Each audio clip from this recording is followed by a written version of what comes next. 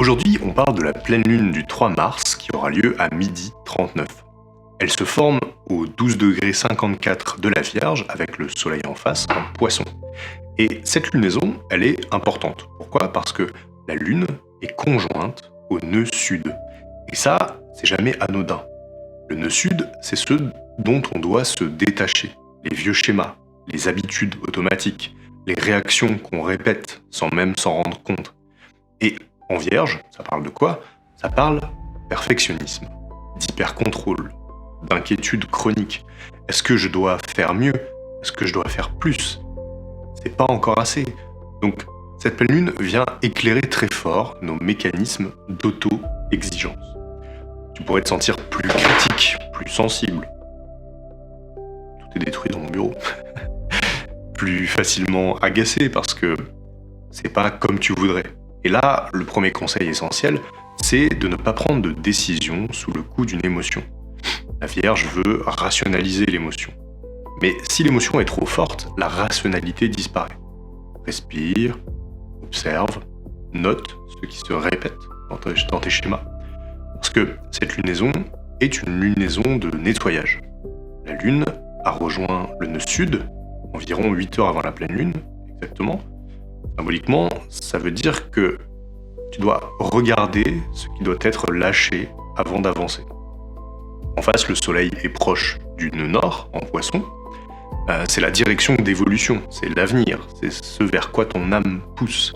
Et en Poisson, ça parle de foi, de confiance, de lâcher prise, d'intuition. Donc on a une tension très claire avec d'un côté la Vierge qui veut tout maîtriser, de l'autre les Poissons qui demandent de faire confiance. Et c'est là que l'intention qui est de oser malgré l'incertitude prend tout son sens. Parce que le doute va être très présent. Pourquoi? La lune noire est dans le signe de Jupiter. Et Jupiter est en Cancer. Jupiter, c'est l'expansion, la réussite, les opportunités. En Cancer, il est en harmonie avec la lune et le soleil. Et ça, c'est magnifique. Ça veut dire qu'il y a un potentiel réel d'amélioration, de progression, d'évolution concrète. Mais la lune noire vient souffler et insuffler en nous le doute. Et si ça marchait pas? Et si c'était trop risqué? Et si je me trompais? Donc, deuxième conseil, ne laisse pas le doute décider à ta place. Utilise-le plutôt. Le doute, ça peut devenir un outil de discernement, pas un frein. Donc, pose-toi cette question, est-ce que j'évite parce que c'est pas juste, ou est-ce que j'évite parce que j'ai peur? Et il y a aussi Mercure, qui est rétrograde en ce moment en Poisson, et ça, c'est plutôt important. Mercure rétrograde nous demande de revenir sur le passé, de faire le point, de revoir une décision qu'on avait prise dans le passé, de reconsidérer une habitude.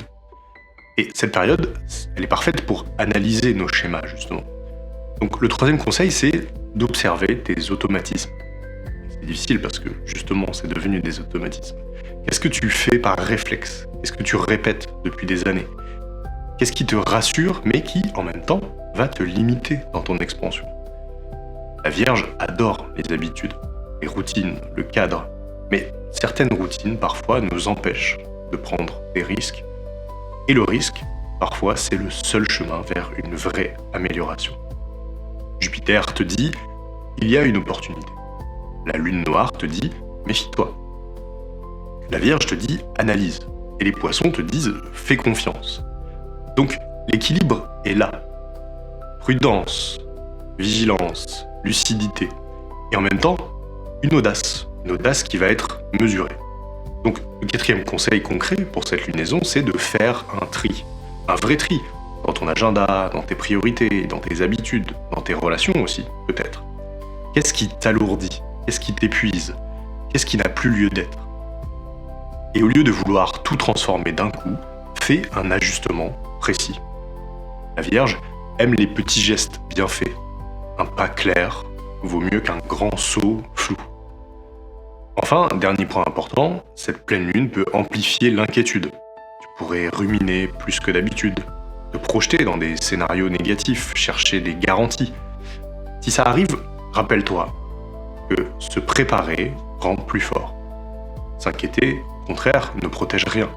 Donc, essaye de transformer l'anxiété en plan d'action. Écris, structure, clarifie, et ensuite, agis en conséquence. Et surtout, même si tout n'est pas parfait. Parce que rester bloqué dans l'analyse infinie et dans le désir de perfection, parfois c'est la vraie erreur. Cette pleine lune n'est donc pas spectaculaire, elle est fine, subtile, exigeante aussi, comme la Vierge, et elle ne te demande pas d'être héroïque, elle te demande d'être honnête avec toi-même. C'est parfois difficile à faire. La question c'est, qu'est-ce qui doit être nettoyé aujourd'hui dans ma vie? Qu'est-ce qui doit être ajusté? Qu'est-ce qui doit être osé malgré l'incertitude? Prends vraiment ce temps au moment de la nouvelle lune, autour de la pleine lune, de la nouvelle lune, pour observer, trier, puis avance, même doucement. Je te dis à très vite, et surtout, reste magique.